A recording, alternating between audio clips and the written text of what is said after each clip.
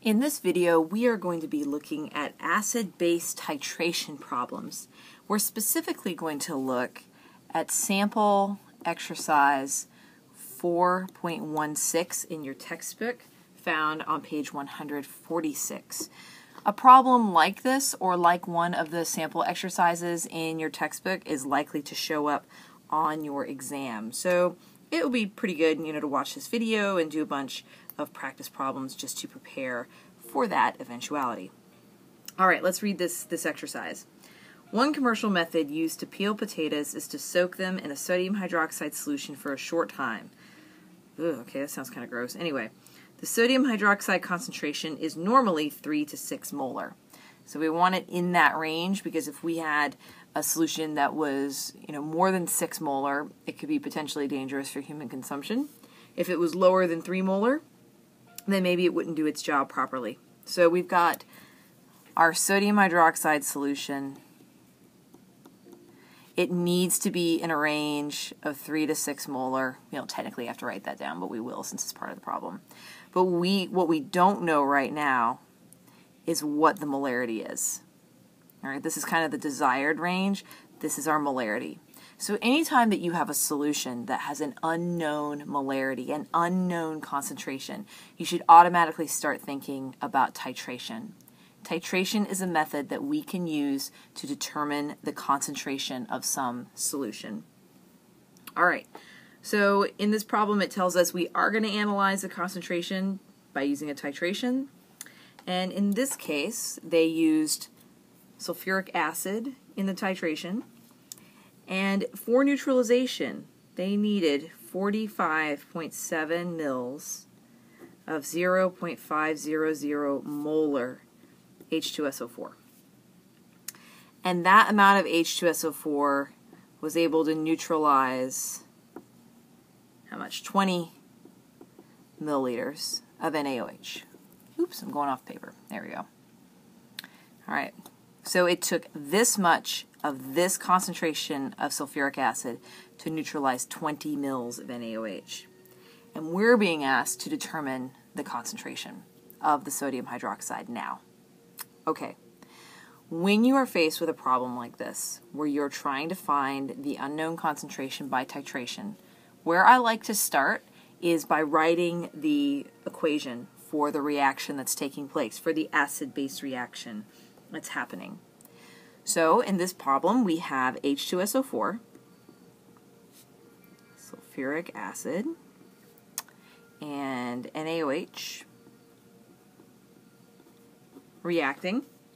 And if you'll recall, this in an acid-base reaction, our products are water and some kind of salt, Na2SO4, which is aqueous. So I have water, liquid water formed, and I have a salt, which is, an ionic compound that has been formed. All right, so I got to make sure my equation is balanced. Whoopies.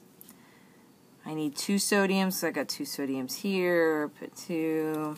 All right, that looks balanced to me. Hopefully that looks balanced to you guys. All right, now I've got my balanced equation.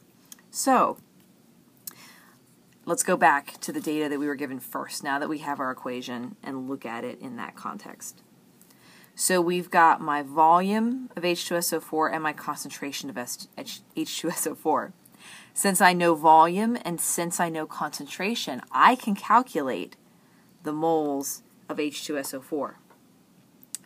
All right, now, the place where the moles of H2SO4 equal the moles of sodium hydroxide is where you have that complete neutralization happening. At that point, and this is why we call it neutralization, at that point where the moles are equal, all you have in solution is water and salt. You don't have any acid left, it's all reacted. You don't have any base left, it's all reacted. So that solution then is pH neutral. It's at pH 7. If you had a little bit more acid hanging out, you'd have an acidic solution, wouldn't be neutral. If you had a little more base hanging out, it'd be basic, wouldn't be neutral. So what we're looking for is the place where the moles of H2SO4 equal the moles of sodium hydroxide. Now, can I find moles of sodium hydroxide? Absolutely. I can use the stoichiometry to do that. I can get to moles of NaOH. And since I have moles of NaOH and volume of NaOH, I can find the concentration. So do you see sort of the roadmap we're making now? We're using the equation and the information we're given to figure out how to get from our starting material to our end point. I know from my starting information I can find moles of H2SO4, which gives me moles of NaOH, which will give me, with the volume, concentration of NaOH. So that's our game plan now. Let's try this. Really, it's the second step here. Let's try to implement our roadmap. Let's try to take a walk now, see what we can find. Let's start with this first step, finding the moles of H2SO4. So for moles of H2SO4, we're going to use the concentration, which is given in molar. Molar is moles over liter. So moles would then have to equal molarity times liters, right, which equals my molarity, 0.500 molar, times the volume in liters. Remember, we have to convert that to liters there. So you can either do that in your head by going 1, 2, 3 decimal places, or you could do this. You could write out 45.7 milliliters and then do a little conversion factor, 1,000 milliliters to 1 liter. Milliliters cancel out. Liters are going to cancel out because remember, this is basically moles over liters, so liters are going to cancel, leaving you with units of moles. All right, so our math would give us 2.28 times 10 to the negative 2 moles of H2SO4. Sweet. All right, so that step is complete. I've been able to go from my starting information to moles of H2SO4, to moles of my stock solution. Now I'm going to use moles of my stock solution to find moles of my unknown solution. So 2.28 times 10 to the negative 2 moles H2SO4. I have, for every 1 mole H2SO4, I have 2 moles of NaOH. Great. Oh, my pen is starting to die. That's not good. So I end up with, whoopies, 4.56 times 10 to the negative 2 moles NaOH. Great. Now what I'm going to do, I've got moles of my unknown. I'm going to use moles of my unknown and milliliters of my unknown to find the concentration, which is what I'm really looking for.